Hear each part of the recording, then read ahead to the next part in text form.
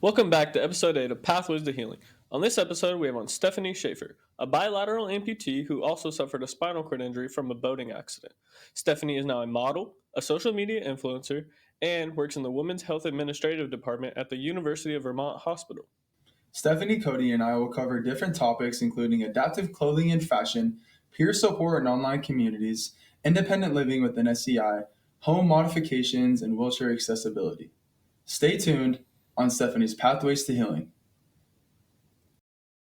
Welcome, Stefanie Schaffer, to Pathways to Healing. Thank you for coming on. Hi, Cody. Thanks for having me. Thanks for being on, Steph. Really appreciate you being here today. I'm glad to be here. Yeah. If you wanted to give us a little bit of a background, we'll dive into your story a little bit and we'll go from there. Yeah, I think everybody who's come into TPS has seen a bit of my story, considering my face is on repeat on the televisions here. So, but my name is Stefanie. I started as a visiting client at TPS. I came from Vermont out here. I was hurt 5 years ago when I was 22 years old. I went on a vacation with my family to the Bahamas, and we went on a boat excursion. And 3 minutes into that, the boat exploded, and I ended up as a bilateral amputee and a T12 paraplegic. And, I went through all my surgeries, my initial rehab, and all of that. And then I knew I needed a big change. And so I found TPS and Be Perfect and all that. And I came here as a visiting client and been here kind of ever since. How did you find TPS originally? So I had a lot of surgeries, right? So I think I had, I think it was like 42, 44, something like that. And after my last one was like my most major surgery. I mean, not compared to my life-saving ones, but like it really took away all the progress I had initially made in physical therapy and all of that. Mm-hmm. And so I knew I needed a really big change. And I had heard of places like this that focus specifically on paralysis. And for me, the issue has always been that I have amputations, and that those have always been seen as kind of like my most severe injury, even though in reality, the most severe injury for me is the spinal injury. And so I knew I needed something that focused on paralysis recovery. And so I was just on bed rest recovering from my surgery, and I'm just on Google, passing the time away, looking for places that focused on this. And knowing that it's not covered by insurance, I specifically searched ones with a scholarship. And I was very surprised that I don't know if there's any others really that offer scholarships, or if there are, I didn't find them. And so I found Be Perfect. I was like, well, LA sounds like a great place to go do rehab. And so I applied thinking there was no chance that I was going to get it. And, it says, we will get back to you, I think it was in 4 weeks or something like that. And then to that exact date, I heard back that I got the scholarship, and I just called my family. I was like, I think this is something we, really need to do. And they were like, absolutely. And so we just made it work, and I flew out here and I started this whole new chapter of my life. All the way from Vermont, right? All the way from Vermont. My family's like, where is this? And I was like, Southern California. And they were like, but they were so invested too. And then I think they looked into it. They looked at, the Perfect Step website, looked at the Be Perfect Foundation, and they were like, this is legit, and we need to make this happen, and we're going to do this for you. And so I flew across the country, which people who travel with disabilities, is my first time ever traveling that far too. So I was like nervous for that. I was nervous to come here and, meet all these new people. And it was, it was intimidating for sure, but it was also the best decision I've probably ever made in my entire life. And how long ago was that? Oh my gosh, let's think. I think it's been 3 years now since I've been coming here. Yeah. Time flies. One of the things you just said in that great intro was how something I don't think a lot of people would think of right away is you consider the spinal cord injury more severe or more intense than the amputation, yes, right? Yeah. And when you look at me, you see the amputations, which was my issue kind of, my whole first years, as I felt like people were just treating me as a amputee. And I, initially I was being sent all these peer support people that were amputees, and, we can go back even further, like even in the hospital. So for me, it was very unique because I was not even given my diagnosis of a spinal cord injury until months into my injuries. So I woke up from a month-long coma, and I'm told, you're a bilateral amputee. And I'm like, had to grieve this whole loss and grieve this whole new reality, and I adjusted, and I think I bounced back fairly quickly. I'm kind of, a competitive person and all of that, and I was like, okay, like, I'm an amputee. I'm going to be the best amputee I can be. I'm going to work so hard. I'm going to get new prosthetics. I'm going to just walk, and it's going to be fine, and my life is going to be exactly the same. And then months into it, they're like, okay, we knew you broke nobody had even told me I'd broken my back, really. I knew my back hurt, but nobody had even really explained it to me. I think I had been so maybe like close to not even making it through my injuries. Everybody was so excited that I had woken up from the coma and just didn't want to tell me any more bad news, I think. How long were you in the coma for? I was in a coma for 1 month. 1 month? Yeah. I arrived back to the United States in a comatose state, and they induced it then because they knew how many surgeries I was going to need and all of that. And it was my only chance to heal. So yeah, I woke up, and as soon as I could be like conscious enough, they're telling me you've lost your legs. And that's all they told me. And then a few weeks later, I learned, okay, you're also an organ failure. I learned that not from anyone really even explaining it to me, just because I'm going through the treatments for it. And then, so that's like the second new piece of information. And then next I hear, okay, you actually have a traumatic brain injury and you need to start intensive speech language therapy. I'm like, okay, got to grieve this whole new reality again. And then even weeks later after that, then they're like, okay, now you are conscious enough. Your medications have been reduced enough. We're going to do some further testing. And then they did the testing, and they're like, you have a spinal cord injury and you are a paraplegic. So I had, imagined this whole new life as an amputee where everything's fine. I'm going to wear prosthetics. I'm going to walk and everything's good. And then all of a sudden they're like handing me a wheelchair, and they're like, oh yeah, you're paralyzed. And I'm like, okay. And what level is your injury? I broke my back in 2 different spots. I broke it at T12 and L1. T12, L1. Mm-hmm. Did they label you as a complete or incomplete injury? Which is also a frustrating thing, because at first they're telling me complete, but I also always had some sensation, which was confusing to me. And then the next doctor would come in and say, well, you're definitely incomplete because you can move what's left of your legs in one way. You just can't move certain ways. And then the next doctor would come in and be like, oh no, you're definitely incomplete. And I'm like, no one's giving me an exact answer, but to me, I've always pictured myself as an incomplete because I've always had some sensation and some movement, and I just don't know how, maybe, I don't know how I could be complete if I always had those things. Right. Were you in the same hospital for all these different experiences? So finding out you had organ failure, amputee, traumatic brain injury, SCI, was that all at the same hospital, or were those different? Different hospitals. I probably made those doctors seem bad by not telling me those things all at once. And I think it was just tricky because I was being transferred fairly often. So it was her, out of the country. And so I was treated initially in the Bahamas. That is actually where I lost my legs. They did my initial amputations there. And then they were toying there between, we've got to get her back to the United States because that's her best chance of survival. That's what one doctor is saying. And another doctor is saying she's not going to survive the flight. And my dad had been flown out because my dad wasn't in the accident with us. And so he had to make the decision. And he had to say, he kind of looked around and he was listening to all the doctors. And he said, okay, we're going to get her back to the United States. And so the very closest hospital they could get me to was in Southern Florida. That was the quickest flight. And they said, if we're going to get her in a flight, this is going to be, the shortest, the quickest, her best chance. And so by the time I got there, I was comatose and all that. So I was initially treated at Broward in South Florida, in Fort Lauderdale, Florida. And then I was just in the ICU there, and that's where I was told I lost my legs.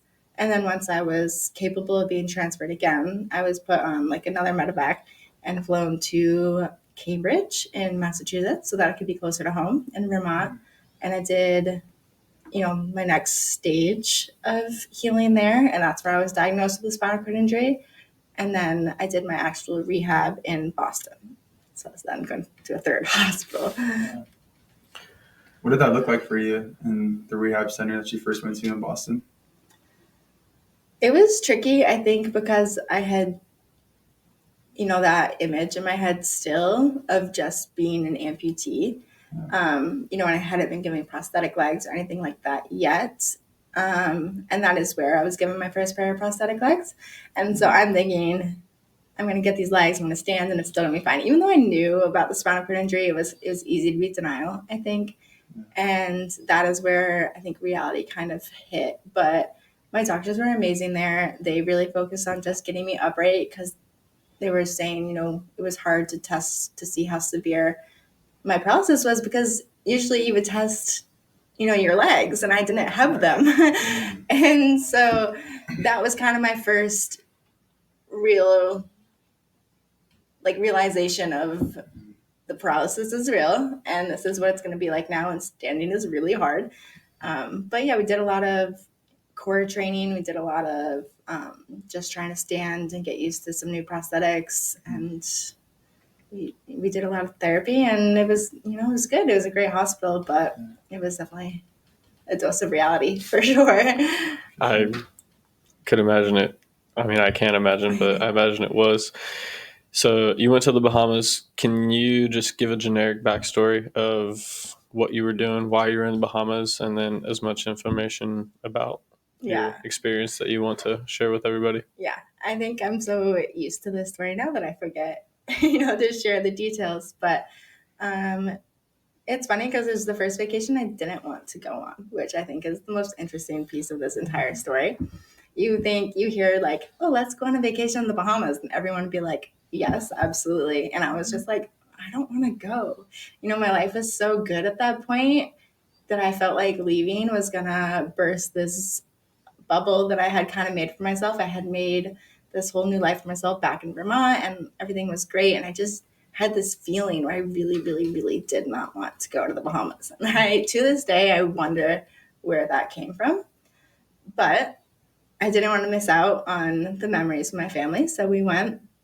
We had either 2 or 3 like really amazing days there. We were on Exuma, which I think is a less known island in the Bahamas, and it is gorgeous, like beautiful. And it was so quiet. We would go on the beaches, and we would feel like we had just gone on like a private island. Like there was no one else there. And we snorkeled, we kayaked, we did all the things. And then on the 3rd day, the main reason we had gone to Exuma was because of that swimming pig island, which I think everyone at this point has seen on Instagram and all those things. And it's the most popular tour. That tour has completely changed that island because of how much tourism it has brought. But we were trying to be really smart about it. You know, we were very aware of the fact that we were outside of the United States. So we drove around and we looked at different tour companies that were offering it. And this was the most recommended, the most advertised. We looked at it, it seemed the safest. You know, we did our research. And then we went and we booked a tour. We booked a half-day tour. There was a full-day tour boat leaving right behind us, thankfully. And we left the dock, setting out for what should have been, you know, a half-day tour around the island, seeing all the sights. And then 3 minutes into it, first of all, we were going very, very fast. So I was terrified the entire time. You know how boats are supposed to just go across the water? We were flying up into the air and hitting the water really, really hard. And I remember just holding on to the bench that I was sitting on and just feeling really terrified. And then we flew up into the air one more time, and it was like the highest we had gone. And I just looked around and I was like, wow, this place really is beautiful. And then we hit the water, and then that was, you know, it. The boat was not made properly and exploded directly beneath my seat. So everyone else was sort of okay, but it was right beneath my seat. So I flew up into the air and I hit the ground, and the top of the boat fell and landed on top of me. The boat burst into flames. The side of the boat melted and warped from the heat of the flames and wrapped around me. So everyone is thinking that I've been thrown off the boat like everyone else. So they get out off the boat. Of course they do. You know, it's on fire. And then also on the realizing that they can't find me. Thankfully, my family was not injured. My family friends were, you know, not injured. So I had this group of support around me immediately that were able to take care of me. So they began to search for me, and the 2 Bahamian strangers also helped out, which to this day I'll owe them my life.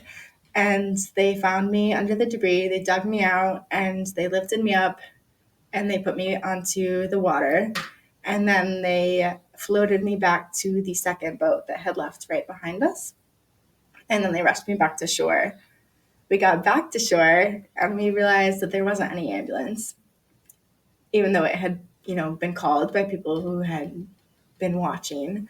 And my family said, we can wait, but they knew, they just knew. I mean, they're not medically trained, but they knew that I needed to get to the hospital right away. And so they found a parked pickup truck, and without asking, they just chucked the belongings out of the back of the pickup truck, and they were like, we don't even know whose this is, but we've got to use it.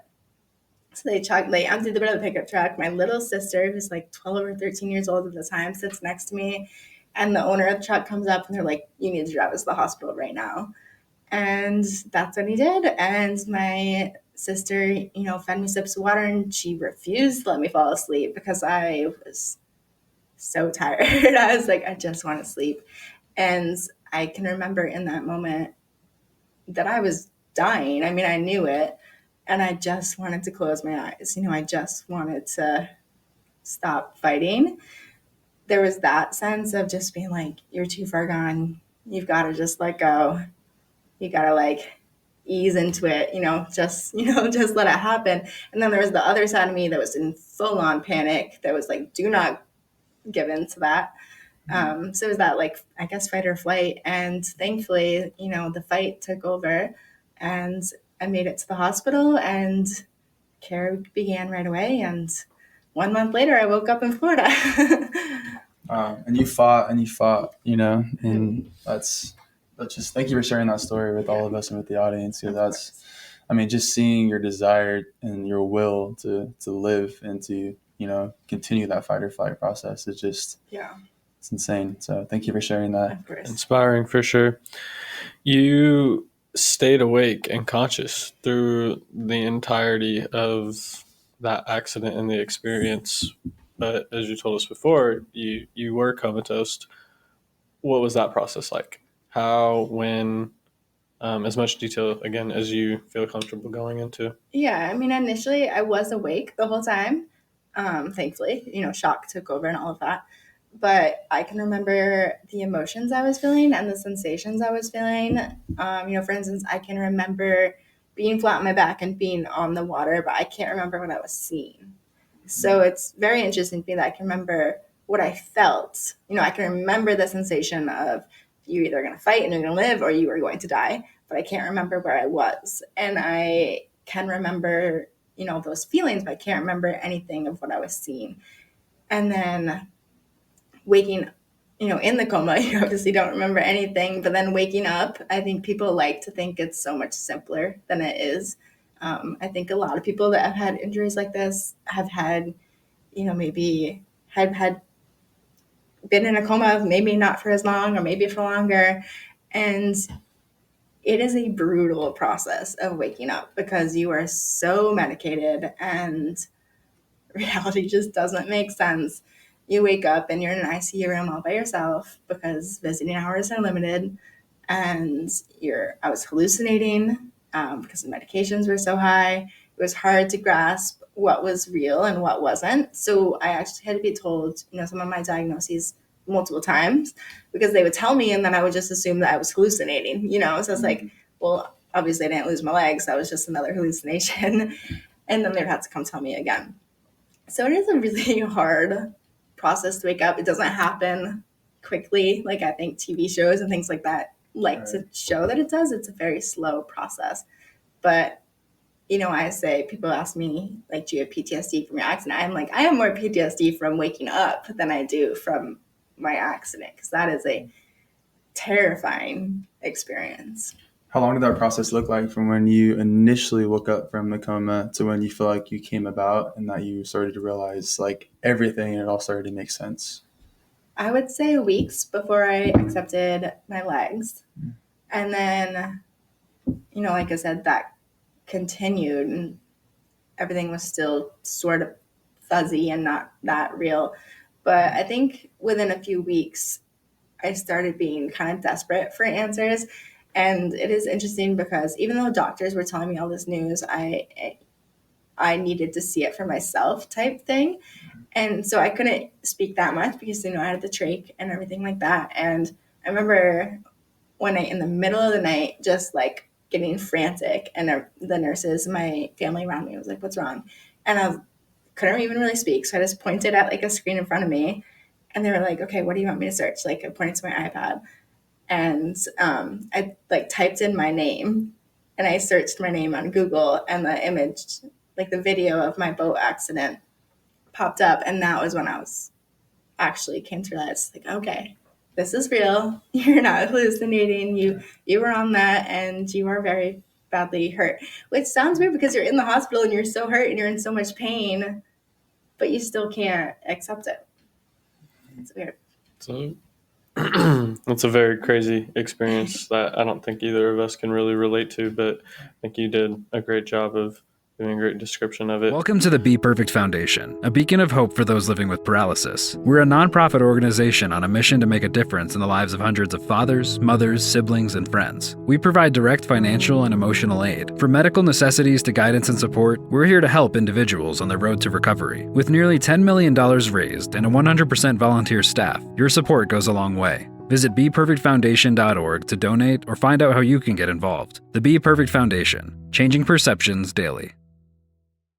The next kind of component that I think we wanted to talk about is how you, I guess, in a sense, came to, like you said, acceptance of the fact that you are or did go through this accident. You did go through this traumatic experience, and now you got to start that recovery process.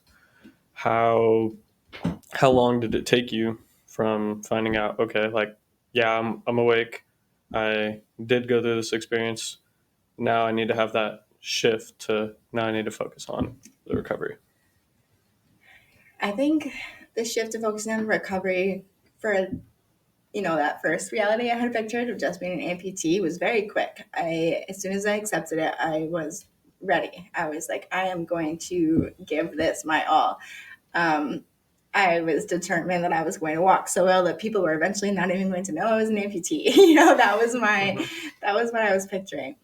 And then I was in the hospital for, months. I would say by the time I got my actual spinal cord injury diagnosis, maybe a week after that, I needed like at least a full week, maybe two, to really just like fully grieve this whole new reality. And I was not fun to be around. In that time, I was so sad.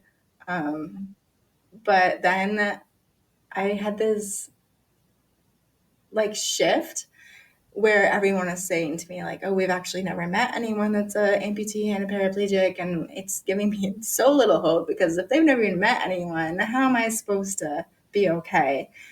And then I remember waking up one morning and I had been silent for weeks. Like my mom was trying so hard to cheer me up and I was just completely silent, like would not speak. And then I just woke up one morning and I was like, good morning, She was like, good morning. And I was like, I'm going to be okay. Like I'm going to make this work. If I was willing to fight as an amputee, I've got to be willing to fight as an amputee and a paraplegic. I've got to make this work. I'm like, they're telling me that I won't stand again. They're telling me that I won't walk again. I'm like, they don't know. If they have never seen this before, then how are they going to know? And I was like, I'm going to prove everyone here wrong, and I am going to stand and walk again. And I was just very, very, very determined. I love it. You seem like you're somebody that just has like a tenacious mindset and someone that's so resilient. And so where does this like originate from? As like a child or earlier in your life? Very good question. I think because actually it brings up one of my favorite memories. And in the ICU, you're limited to guests. So you can only, I think, have one at a time. So at this time, my dad was visiting with me. And my dad has been my coach probably my entire like young life. He coached me, my sister, my brother. He coached all of our sports. And so we had this, relationship of coach and athlete type thing. And I remember he was in my ICU room and he was, I think, looking at prosthetics on his phone. So at that point, I was just an amputee, right? And I remember looking at him and be like, I am going to work just as hard as I ever had as an athlete. I am going to give this my all. I think playing sports, to me, it's so important because it gives you a lot of great qualities that carry through your life of persistence and commitment and, just giving anything that you want, giving it your all, setting goals, things like that. So I think that really carried through for me, for sure. I love that, and I think me and him can both relate to that very well. Yeah. It teaches you, about failure, about overcoming obstacles, about, like you said, just true hard work and understanding that when you put hard work into something, you do get results. Yeah, for sure. Pause. I am going to pee myself. Me too. I'm so Bro, I have been holding it. I looked at the I'm clock so and I was like, happy we're you said 25 that. minutes in. Oh my I'm sorry, God. Steph. Thank you so much for saying that. It's so funny. I was like, pause. What do you mean pause? And that athlete mindset of perseverance, hard work, dedication has not only come to fruition with your ability to maintain a positive mindset, but also live life post-injury, right? Something that you've been able to do is share your story, just like you're doing now with whoever is going to be able to listen, but also you were able to write a book to share your story and hopefully inspire others, which I think you've done pretty well. You want to talk about that experience a little bit? Yeah. I mean, as soon as I got hurt, my nurses in the room were saying to me, like, everybody just wanted to know the story, and they were trying to be, professional, appropriate with me without being like, girl, tell me the story. But I think eventually people realized that I was a very open book about it, and I just started telling everyone, and they were like, this needs to be a movie, this needs to be a book, like all these things. And it was kind of the same mindset. I was like, this happens to me, and it was not my fault in any way. This could have been prevented, and all of a sudden I have this like story that's being covered in national and international news, and I was like, this is either going to be something that happened to me, or I'm going to make the most of it, and I'm not going to live through this and not make something of it. And so I knew as soon as I got out of the hospital that I was going to write a book, and I knew nothing about writing a book. I met with some local authors in Vermont that had edited and published and all of that, and I met with this one woman who I knew was a good fit to help me. And the original thought was that she was going to basically write the book for me, and that she was going to interview and all of that, and she would just write it and I'd review.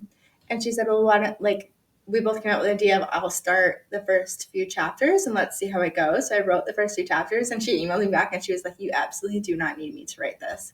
And I was like, amazing, because now that I've wrote these first few chapters, I don't want you to write it. I was like, I want to write this, this is my story. And so I wrote every word. It took me, I'd probably say 3 years with writing, editing, publishing. I did the self-publishing route because I didn't want anyone to change my story. I didn't want anyone to say, oh, you need to cut this scene, things like that. I wanted to just write and share what I wanted to say. And I also wanted it to come out quickly because I was like, this attention on the story is going to pass, and I want to make the most of, the attention that the story has gotten. And so I would spend full days just sitting in my room and writing, and it was so healing for me. So anyone that's been through something similar, even if you don't want to write a book, I would recommend writing about it, because it is a way to really put thoughts that maybe you didn't even know that you're having onto paper. And for me, it was such a fulfilling sensation to write a chapter, to edit the chapter, read through it a few times, and then literally move on and be like, okay, that was hard, but now we're moving on to the next chapter type thing. And it really did help me move forward. And I wrote it really quickly after my accident, which I think was important for me too, because I could remember all of the details, could remember exactly how I was feeling, and I didn't hold back. I just wrote everything type thing. And then by the end, I think I had to trim my book down to like a third of the size of that, what I had actually written, and be like, okay, this was nice to write about and it helped me move on, but nobody needs to, this isn't important. So then I wrote it and I published it, and it's been something I'm probably the most proud of it in my entire life. So I think it was just also another way for me to say, okay, this injury took a lot, but it also lets me say that I'm an author. I published a book, all these things that I never would have been able to say without this injury, which is, a great way to look at it, I think. What's the book called for everybody out there who wants to give it a read? Yeah, it's called Without Any Warning. Subtitle is Casualties of a Caribbean Vacation. Go read it if you haven't yet. It's a It's great amazing. book. Great read. Thank you. Steph, what is your favorite part of that book? If you had to pick one chapter or maybe one little brief story of that book, what is your favorite part of it? I honestly think my favorite chapter was the story of my above knee amputation. And I don't know why. I think because I had had so many surgeries that I had kind of become numb to it. And a lot of them happened when I was medicated and things like that. And a lot of times I was just like, okay, I've got to have surgery. We're going to do it. It's going to be fine. Like, whatever. Like, I became very numb to the act of my body going through something like that. But when I had my above knee surgery, this was technically an elective amputation, even though it was not elective at all. My body needed it. I healed, I had made a lot of progress. And so I was fully aware, and I was fully aware of the loss that was coming from it. And yeah, I mean, to really have that relationship with my surgeon, to really be aware of how brutal a surgery is, how it goes against all human nature to allow yourself to go into that operating room by choice and lose a part of yourself. And then I also woke up and I had this really beautiful moment with one of the nurses taking care of me. And that was also when I decided to write the book, because that nurse told me I had to write the book too. And so that is definitely my very favorite chapter in the book. Would you mind elaborating on that story a little bit with the nurse? Yeah. So when I woke up from my above knee amputation, because it was already a below knee amputee, and I had so much pain and so many complications and all of that. So I had to have an above knee amputation on one side. And I woke up early. I don't know if I should have woken up that early. I woke up early, still on the operating table. And for the first time ever, I was like alone on an operating table by myself, looking around like, oh my God, like I just came in here, how long ago, and like what has happened, like really aware of the fact that I just been sedated and something had happened to me. And I woke up and I looked down and I saw my leg, and I literally am still on operating table and started sobbing, like fully sobbing. And I remember my initial nurse said to me, "No, honey, like the surgery went perfectly, like everything is great." And I started like screaming. I was like, "It's so short, it's so short." Like I was so like in so much pain that I had lost my leg again. And I'm brought back to the initial recovery, and it was again, I think it was again my dad that came in first, and he just looked at me and I just started sobbing again. And then the medication is still strong, so I fell back asleep. And then I went back to the second stage of recovery, and I'm feeling a little bit better now, more aware of the fact of I had lost more.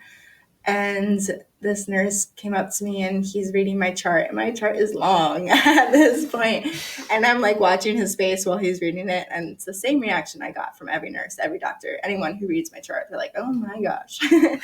And I'm just waiting for him to ask me. And he asked, I don't remember exactly what he asked me, but he eventually said, "Do you mind sharing your story with me?" And I told him about the boat accident, about all of it. And he just looked at me and he said, like, "You are going to change lives. You are so much stronger than you think you are. And you need to write a book about this. And I will be the first in line to buy your copy." And I just needed that in that moment, to be okay. And I thought, okay, like now I'm really going to. And even though this is another setback, it's going to be okay if I make it okay type thing.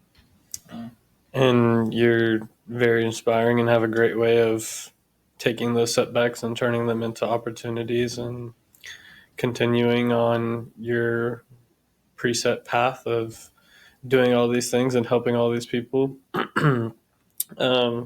You share that story, and it does, I think, convict emotions, especially like sadness, and but your story is not sad. You're an amazing person. You've accomplished all these things. You're now an influencer. You're a model. You're an actor. You work at a hospital and you do administrative work. Can you share more into the light of, how you've turned that story around and made it into such a positive one, and all the experiences that you're going through now of doing all those miraculous things that you were inevitably, definitely told you were never going to be able to do? Yeah. I think it's similar to the book. I just didn't want this to take anything more from me than it already had. And so I just continued living my life. And I was traveling. I was, I think coming here to the Perfect Step completely changed my life, because when I came here, I was definitely still very insecure, very unsure about what my life was going to look like. Really just not sure what I wanted, not sure who I was, not comfortable with who I was.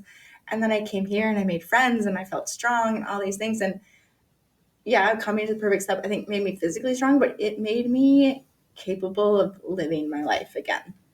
So I think everything started for me after coming to the Perfect Step. After coming, I was like, okay, I can be independent. I can travel. I can have friends. I can go out. I can do all of these things, because I had met people that inspired me that I could do it. And I felt strong enough, too, that I could do it. And so after that, I started, traveling. And that is when, I had always been sharing my story on Instagram and all of those things. But when I started really fully living, that is when my Instagram page kind of like blew up and a few posts went viral and things like that. And I realized, okay, people actually want to hear about this, and I can make a living off social media and still be able to focus on my recovery and all of that while being able to work, from my phone and all of that. So that's how the social media journey started for me. And now it's great. I get to travel for it. I get to meet new people for it. I get to just post my life and make an income from it, which I think is such an amazing thing for people in our situations to be able to have that resource. For sure. Do you want to talk a little bit about the modeling and other career paths that you've been able to come? And also, you said it all kind of started when you came to a Perfect Step. Were you doing anything, modeling, acting, before you came, or did all of that start kind of when you came here, and also obviously came to the location of Los Angeles, where I think it's a hub for all of those sort of things? I think I had just signed with my modeling agency before I came here, I believe, but I hadn't done any work yet. When I came here, I think I got mentally, physically, emotionally ready for it. And I also found my modeling agency, or rather, my modeling agency found me through social media. So again, it's another huge connection, resource, all of that for people out there. And they messaged me and they said, we just found your page. Have you ever considered modeling? And I was like, no, I have not. But I applied and they accepted me. And then, it kind of took off from there. So I think my first job came after being at the Perfect Step, and I got hired by a company in Toronto to do my first shoot. And then 3 days later, I got hired by Skims, which is Kim Kardashian's company, to do their adaptive line. And that has been probably one of my biggest jobs. And so I kind of took it from there. I do modeling both in my wheelchair and out of it. I model for a lot of adaptive clothing lines. I think it's really important to increase representation and visibility and all of that, because when you're shopping online, you want to see what something's going to look like on your body and your chair and, with prosthetics, things like that. And it definitely took off after TPS. I remember being at my first shoot with Skims and them asking me, do you want your scars photoshopped out? And I was like, absolutely not. And they're like, great, because we don't want to Photoshop, And so I think that has just been such a healing process for me. And I think it's been amazing to get to shoot with these really incredible big brands. And I've done quite a lot of modeling work now, which has been really fun. You talk about all the adaptive clothing lines. Are there particular pieces of clothing that you use in your everyday life that you recommend for our viewers? We are, trying to give education and spread awareness of all things that can make people's lives easier. What do you recommend? Yeah, I do genuinely love the Skims items. I think that they kind of did it right. They have closures on the sides, which I think are easier, or in the front, much easier for people with limited hand mobility, or for people, just even in a chair, it's easier to have to transfer less, I think. I don't think I, in my daily life, use that much adaptive clothing, but I think being in the modeling industry has allowed me to figure out clothing that does work for me, because I think that's a huge part when you get injured. being like, okay, well, now I'm sitting all the time. Does this length of pants still work? You know, it's things you don't even think about. And, you know, especially as like a young female, but anyone in general, it is really hard to all of a sudden be trying to dress yourself and not only have it take 10 times longer, but also be like, okay, I just put this on and it does not look good. Like, what do I do now? You have to kind of learn styles that work with you and brands that work for you and things like that. So I will say that social media and modeling has allowed me to figure that out much easier.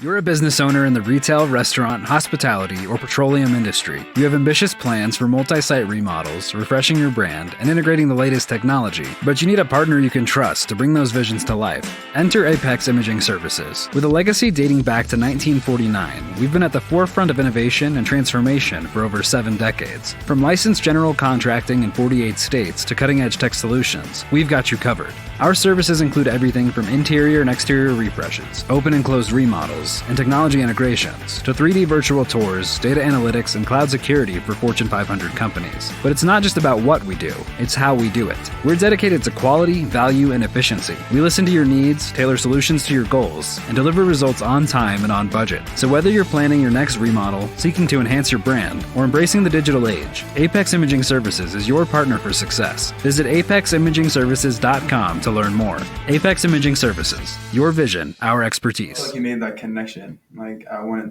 point in time, did you feel like you made that modeling and fashion connection and social media connection? You're like, wow, this is like what I also want to do on top of, not to mention your job as you do currently too in Vermont. So maybe you can speak a little bit about that too. I think anytime I get a comment from someone or a message from someone that's also disabled, I feel very proud of the fact that they saw my post and it resonated with them. And that's why I'm like, okay, this really does mean something. You know, that makes me feel really good about it.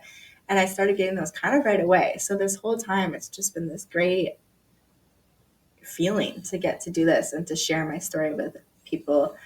And yeah, like you said, I did go back to work recently, and I did that also again just to kind of prove to myself that I could do it, that I was independent enough to go into an office. I could stay on a schedule. I could work in an office, being the only wheelchair user in the office.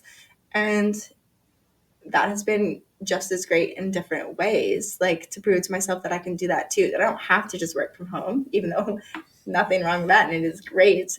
But I like being able to do both. I like being able to have the structure of going into an office, and I like to be able to have the structure of working from home from my phone too. So I do work at the University of Vermont Medical Center at home, which has been great. Awesome. And one of your many achievements or milestones you've accomplished now is also that you drive. Yes. And that's really cool. So you want to speak a little bit about what you drive? Yeah, I drive a Chevy Equinox. That was my first technically social media thing. Was, I think, being from a small town, it made it easier. The Chevrolet dealers in Vermont, New York, New Hampshire, it's called the North Country Chevy dealers. They heard my story and they wanted to help out. And at that time, like I said, I was having so many surgeries. There was no way I was going to have the time to look into how do you learn to drive again, you know, all that. I just didn't have the time, didn't have the energy, nothing like that. And they said to me, we're going to take over all the appointments. We're going to schedule things for you. We're going to make your car. We're going to give you a car, first of all, and then we're going to adapt it for you. All I had to do was take the classes to learn how to drive. And initially, the only place I drove was to my physical therapy clinic, which was down the road, because transferring in and out of a car is hard with a wheelchair. So I would only use my walker. So I would only drive somewhere where I knew I could walk in and walk out.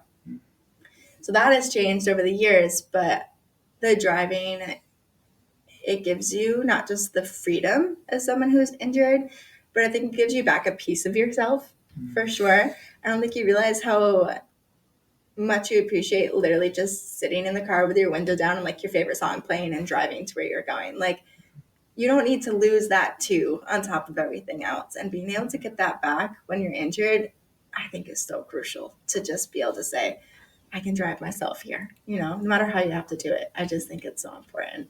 And it's let me travel. It's let me do all these things. And I started out not very independent with it. You know, I would drive with people with me to do my chair for me. And now I'm just like, okay, bye. I'm going to go now. And I just travel wherever I want to travel. And it's been amazing. That's awesome. No, that is really incredible. And you talk about how it gave you a piece of independence back. And something I think incredible about you is this wasn't you've come to the perfect step multiple times. You came once with family and you stayed for an extended period of time. And then you went back, but then you came back.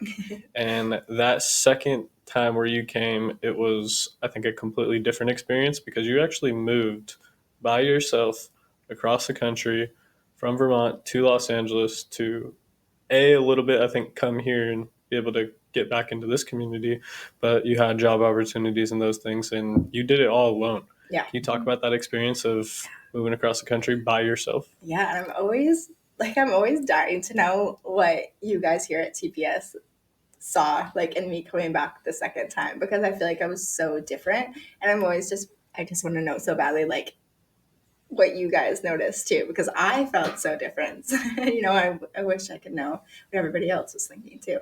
But you're right. I came the first time with my family just to train for the scholarship that I was given.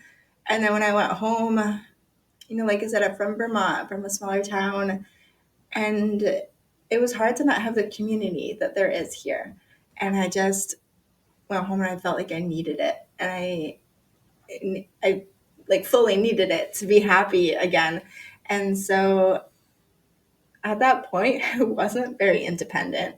I didn't really know how to do a wheelchair transfer from car out. I didn't know how to grocery shop. I didn't know how to live on my own. I didn't know anything. But I thought there was no way to learn without just doing it. And so I literally just came here, looked at some apartments, and then I went home and I again was like, I just have to pick one. And I just picked an apartment that was close to the perfect step because that was the one place I knew I wanted to be able to get to. And I just signed a lease and flew out here. And it was a crash course in like independence. I was like, okay, so I need to go to the store. I need to figure out how to get my wheelchair in and out. And it was definitely a learning process. I will say that having, the community that I just talked about, that has been my biggest source of learning, is asking people how they do it, watching how they do it, and then just repetition of doing it myself. And then once you get it, it's like now when I try to do a wheelchair transfer like in someone else's car, I'm like, why is this so hard? It's because I have it down in my car, with my process. So you do, like, things seem so impossible and so hard at the beginning, but then it's like you just get the hang of it. You just have to try. And you've got to acknowledge that it's probably going to be awkward and embarrassing and take a little while at the beginning. And then it's going to become easy. It's going to become a new normal. And so I just did that. I just moved here and I just tried everything. And next thing I knew, my modeling was taking off. My social media was taking, it had already been my main source of income. So I was comfortable coming here, just to train here and just to move out here for no other reason than just wanting to. And then all of a sudden I would get my agent being like, okay, you've got to be in LA in the morning for a job. And I was like, okay, so I have to drive into LA now. Again, I'm not comfortable with that with hand patrols, but you can't get comfortable doing it until you try. And now I'm like, it's perfectly easy. So I think it was just the biggest source of growth for me to just be like, you've got to accept that it's going to be hard at first and then it's going to get easier. Do you remember the turning point when all that started to become like so easy and seamless for you? Maybe it's not so easy quite yet, but like when you had that turning point of being able to, okay, now I can transfer my chair and I can make that a lot easier. Okay, now I can feel comfortable and safe driving from 45 minutes to an hour with hand controls. Do you remember like that turning point and like when that was for you? I would say probably a month into living here on my own. Like I said, I had a few jobs in LA. And I'd had to drive in a few times, and I had done the transfer enough, and I had been living on my own, and I was feeling great, and everything really just was easy all of a sudden. And I never thought I would reach that point. When you get injured, that is the first thoughts that come in your mind is, how am I going to function in this world? This is not a world that's made for me at this point anymore. I went from being someone that was young and healthy and active to all of a sudden being like, okay, now you have to do everything in a chair. And it was like, how? No one tells you how. They're just like, well, you have to. And nobody gives you any instruction, really. And you just have to figure it out. And that felt so impossible. But it's also makes you feel so good because it felt so impossible to begin with. Like the smallest task, I would do it and I would just feel amazing for the rest of the day because, I did it. It's great. It's You talk fantastic. you talk about how you've been able to make that physical change of, you see something and you just have to go try it and do it. What about the mental component of having that fear of, okay, there's this thing and it seems impossible, but I know that I have to try it because, as you said many times, you're not going to know how to do it until you just go try it. How did you make that leap of going from the fear stage to the willingness to just get out of your comfort zone, try new things, and be okay with failure when it did come? I think for me, a big part of it was getting, that time where I was very far from home and acknowledging that no one I know is going to see me. You're going to embarrass yourself. Who cares? You're never going to see them again. I think I am, like a lot of people, naturally sort of anxious and nervous person. I care a lot about what people think about me. And you have to really recognize that there is no other choice. You're either going to do something or you're not. And it's going to be on if you're willing to try. Um, I think that's the tough thing about a spinal cord injury or paralysis for any other reason. It's that you just can't do it unless you try. There's no one out there to just do it for you. There's no way to make it easier because there isn't a cure for this. There isn't an easy fix. You have to just adapt. And I think it took that really harsh reality. Just for me, it was to move myself to be alone, to not be able to ask for as much help, and to just say, you're either going to go to this job or you're not going to go to the job because you didn't try. You didn't risk doing the chair transfer. You didn't risk doing the drive, things like that. So it's that mentality of being like, if you want it, you've got to work for it. Has there been any adjustments or innovations or adaptations to maybe your chair or even to like your legs that you use now to get around? And is there anything that you feel like that made that easier over time, or any adaptations that you feel like, hey, this is more comfortable for me, or this is a lot easier now because I have something that fits me better? For sure. Yeah. The first time I came to the Perfect Step, a big part, I talk about leaving more confident, a huge part of that was getting a new wheelchair. Mm-hmm. A wheelchair that fit me, a wheelchair that I could take apart, a wheelchair that was light enough for me to lift up and put into my car, a wheelchair that I felt like I looked better in. And, that is a huge part. You want to feel like you look your best. You want to feel your best. You want things to actually be made for you. Mm-hmm. And so I would say that a huge thing for me was getting the wheelchair that was actually customized to me. That definitely made me independent and confident for sure. I would say I'm definitely still working on the prosthetics, but I try to be confident in however they look. I try to just imagine they look better than they do, maybe.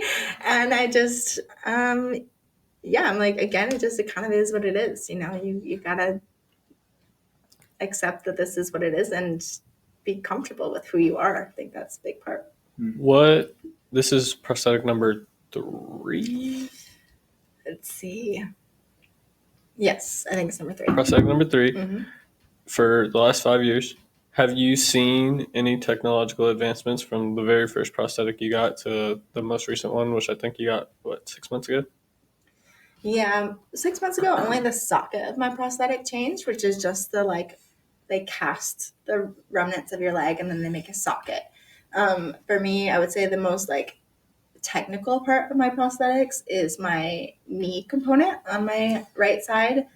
I did just try a new knee, which is not made for the paralysis community because there's not, that many people that are paralyzed and an amputee.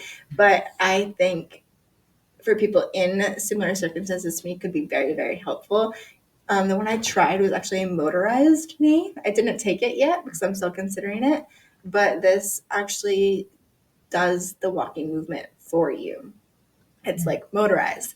And when you go to stand, it helps lift you up, which, as my trainers, you guys have seen, for me, it's a lot of, my glutes, my hamstrings, things like that have been the most impacted by my spinal cord injury, and that it can't make up for it, but it definitely gives you a big boost for things like standing, and they're explaining to me that this would help protect my shoulders, things like that. So it's something I'm definitely considering, because you do have to think long term about your overall health. I think it could help protect, overuse of my shoulders, things like that. But right now, my legs haven't changed that much. I will say I do have a C leg right now, which is probably the most advanced knee component out there. Of course, not covered by insurance. But I've been in the same setup for a while. I'm just trying to get a socket that fits right for me. How do you feel like the peer support in the online communities, and maybe just all the people that you've met here at TPS or along your whole journey of dealing with paralysis and being an amputee, how do you feel like those people have impacted your life in a positive way? I think it was actually through social media the first time I realized, like, okay, I can be in a wheelchair, I can be injured, and I can still feel beautiful, things like that, because I saw these girls on social media that thankfully my For You page started recommending for me. And I was seeing all these girls that were young, my age, using wheelchairs, and I'm realizing that I'm looking at them and seeing they look amazing. And I'm thinking, well, if I'm looking at them in a wheelchair and I'm thinking that about them, why would anyone look at me in a wheelchair and not be able to think the same thing? So I think social media can create this connection for people that really desperately need it. And then coming here and actually meeting people in similar circumstances, I think it also changed for me the less pity you feel for yourself, because you're like, okay, I'm not the only one that had a traumatic story. I'm not the only one who had a traumatic injury. You come here and everyone has a story. We all have our own stories, and we're all here choosing to work hard. And you realize that you can just be a part of this amazing community full of these amazing people that are doing literally amazing things every day, and you can make friends and you can go out and you can have this normal life because you've met these people. And I am very glad that for me it started on social media and then it led me here, and now I get to have best friends that are also in chairs, and we just go out and do our thing. We don't feel different. It's awesome. That's inspiring. It's very inspiring. Erica, obviously, I think is the main one that you're talking about. You've been able to grow a lot of friendships and, like you said, almost create your own community here. And I think that's the best part of TPS is we do allow clients to connect.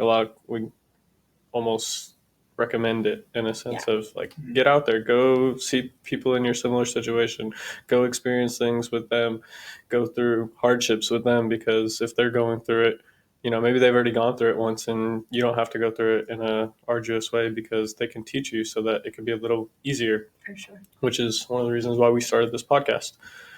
One of the things you do a lot of is traveling. So how have you handled those hard experiences of getting on a plane for the first time, traveling across the country? You have to do it a good amount now. How do you handle going through that adversity? And then if you had to give one simple tip for somebody who's about to try to get on the airplane for the first time, what would you tell them? I think I'd give 2 tips. Perfect. First of all, I would say I try to remind myself everyone has bad travel experiences. Able-bodied, disabled, everyone has bad travel experiences, right? Like, nobody gets on a plane and has it perfect every time. Definitely things not. happen. A layover is too short, a layover is too long, a bag gets lost. Things happen. And I think for me, going into it, knowing that it is not specific to the disabled community, that is only hard for us, it lets me feel just so much more positive about it. And it also allows me to speak up, because I'm thinking everyone has a hard time with this. This is not just me. This is not because I'm in a chair that this is hard. This is hard for everyone. Everyone's exhausted. Everyone is tired. Everyone is figuring this out. And it is not a personal attack on me if it is hard. I will say that there are things that can only happen to the disabled community. So I'm not trying to negate experiences that people in chairs have had that have been terrible. I don't want to say that they should just look at it as this could happen to anyone, because in some ways it can't happen to anyone. I just say that I keep that mindset to try to stay more positive about it and to be more open to it, because you can limit yourself to not even trying. I do think my second tip would be to speak up, to not be afraid to repeat yourself many times. Like, for example, when I book my flight somewhere, I put in that I'm a wheelchair user and I need an aisle chair. And then when I check my bags, I tell them I'm a wheelchair user, clearly, and I need an aisle chair. And then when I go to the gate check, I go up to them and say, is there an aisle chair to get me on the plane? And they say yes. And then when I get on the plane again, I say to the flight attendant, is there an aisle chair on this plane just in case? So I'll ask that same question 4 or 5 times because they're all different people. They all have different jobs, and you need to repeat yourself. You need to make sure that you are being taken care of.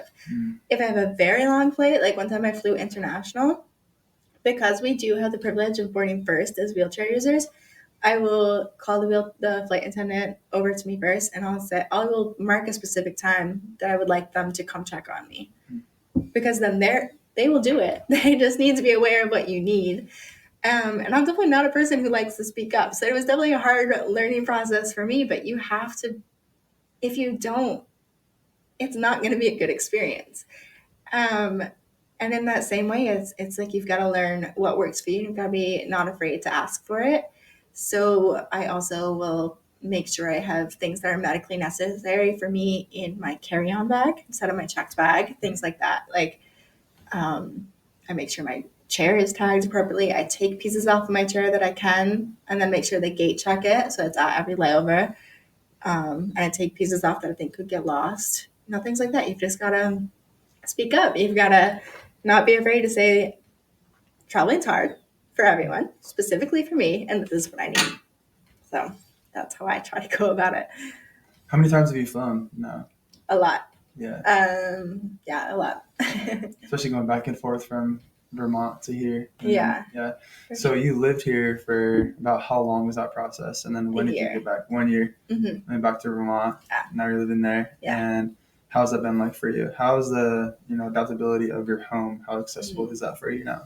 Well, you bought a house, right? I bought a condo. Okay. Yeah, so I bought a 2-bed, 2-bath condo because I wanted enough room. Because I think that's also, it's like less known, I think, how much room, a wheelchair, for me, a prosthetic, walker, crutches, all those things, like you need extra space.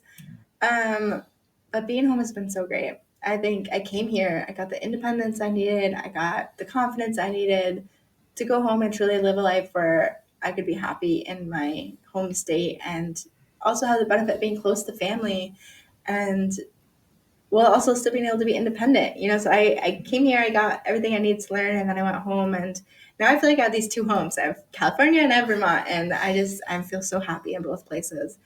It feels great to own a place and to be able to make those adaptive changes like you mentioned, to not be renting and be able to make those changes.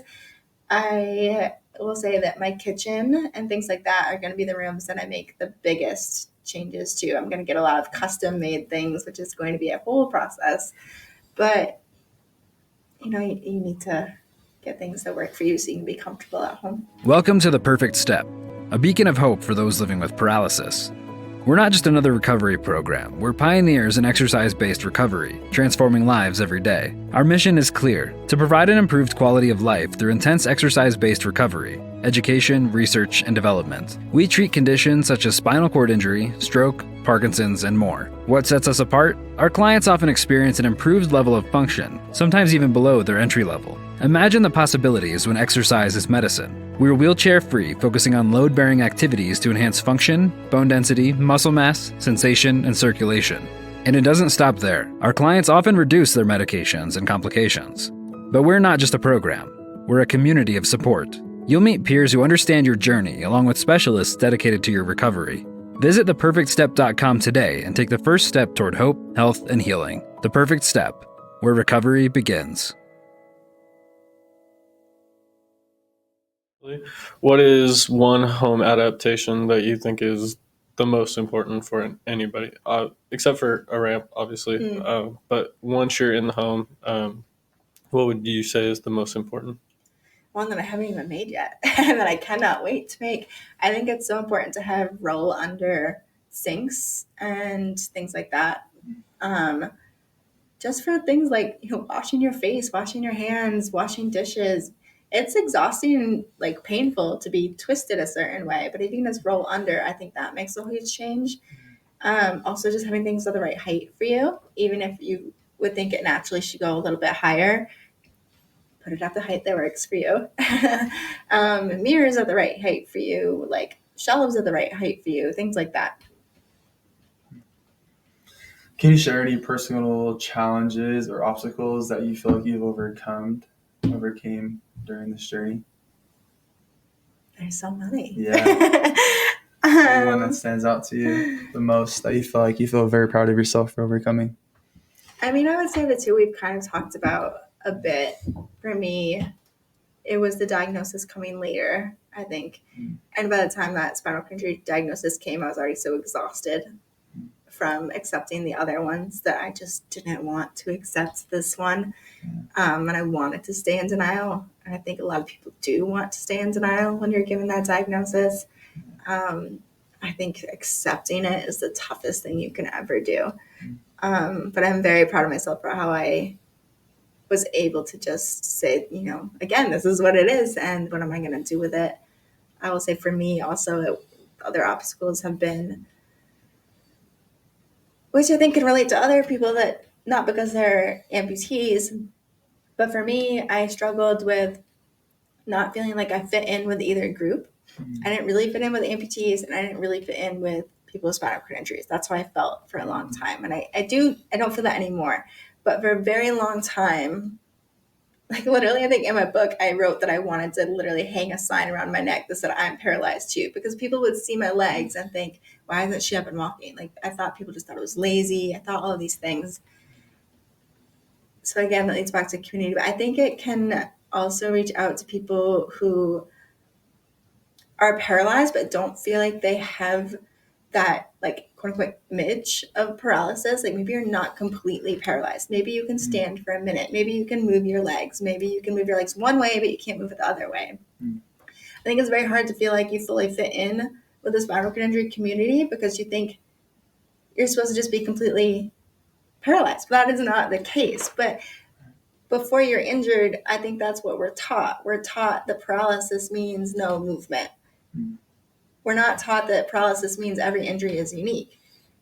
So you have to really get into the community to learn that.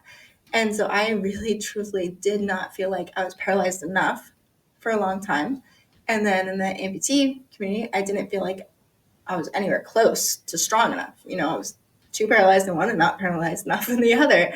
And so I think you've got to find that community to show you that your injury is your own injury, and you don't have to be the same as other people, and you can still relate to people. You don't have to have this stereotypical image of paralysis that so many of us unfortunately have.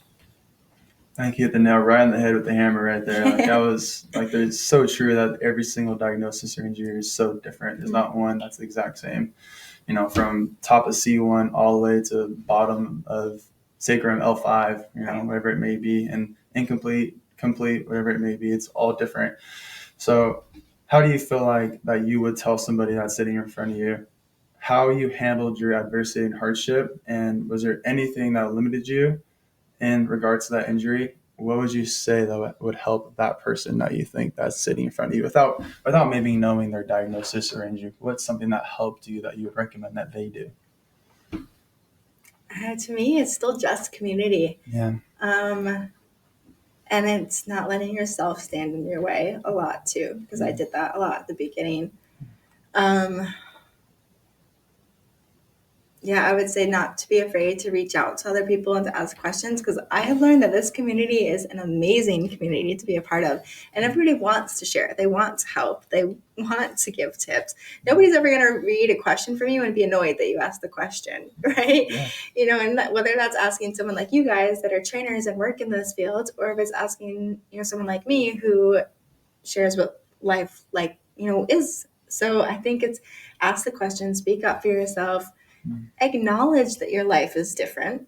You won't ever be the same. But if you stop seeing that as such a terrible thing, you can ask yourself who you can become now. I think I'm a very different person now. And it was only because I was able to stop trying to get back to who I was and to start saying, in a way, she's gone, not in a sad way, but in a way, this is just a potential brand new beginning for you, if you can see it that way.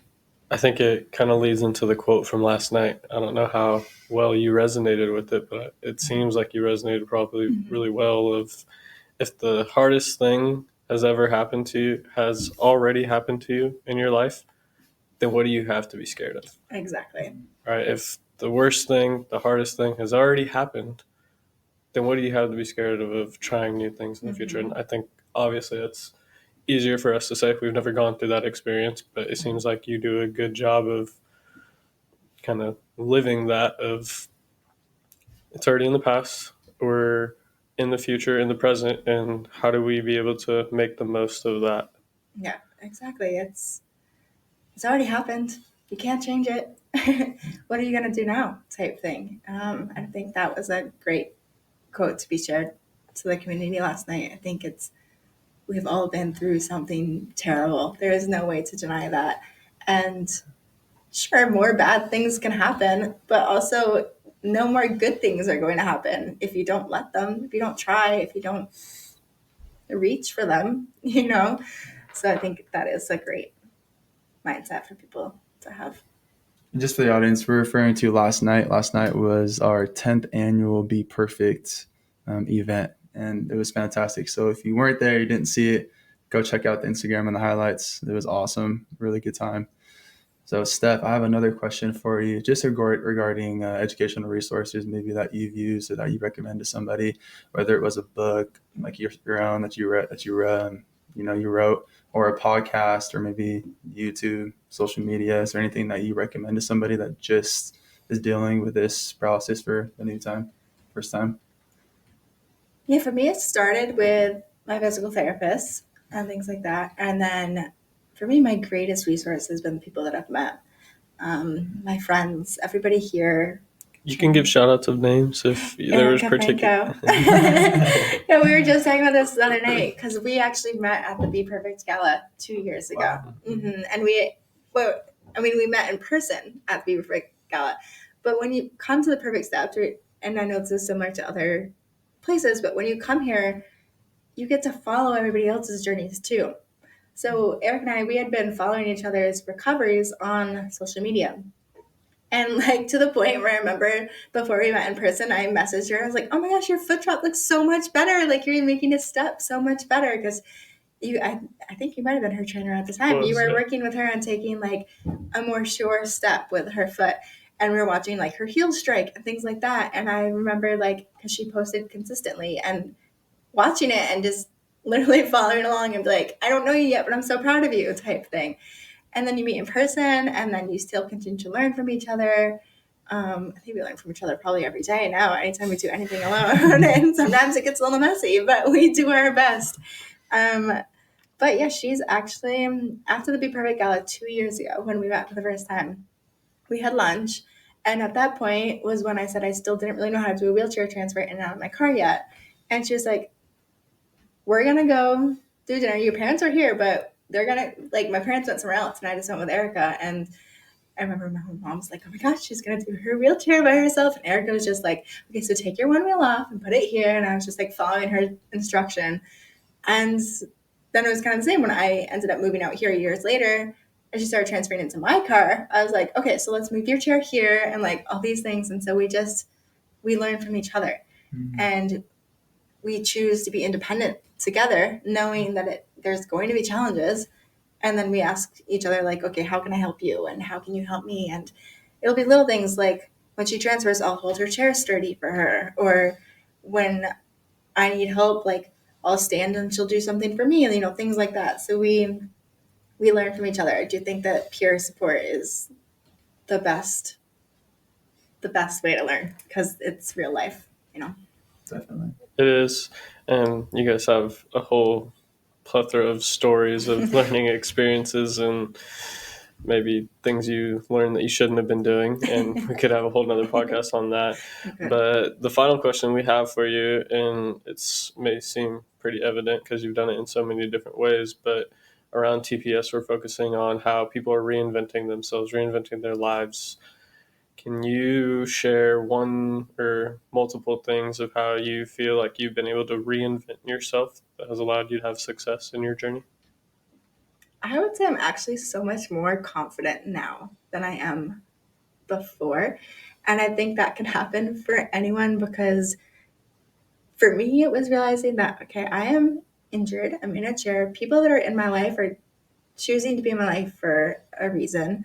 And you kind of start to identify with yourself as like a person more. I know that sounds funny, but for me, it was that I am my personality. I am my acts of kindness. I am the way I behave around certain people. Like I am not my body. My body does not define me. And I think before my injury, that is how I defined myself. I defined myself on appearance, on my physical capabilities, on all those superficial things. And then you get hurt and you kind of have to look at yourself as so much deeper than that. And I think that is how we can all reinvent ourselves to say, I am who I choose to be. People can see me as beautiful because I was kind today, things like that.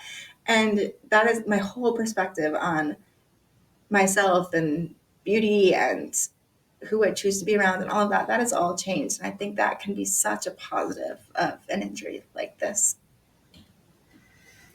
Well, Steph, thank you so much for being on, and thanks for sharing your inspiring story and just for being on the podcast and taking the time out of your day. Of course. This was so fun. Just giving, I think you're a wealth of knowledge because of all the experiences that you've had, that you're just a great resource to the entire community, to us, and we appreciate it very much. For people who want to continue to learn from you and follow your story, where can they find you?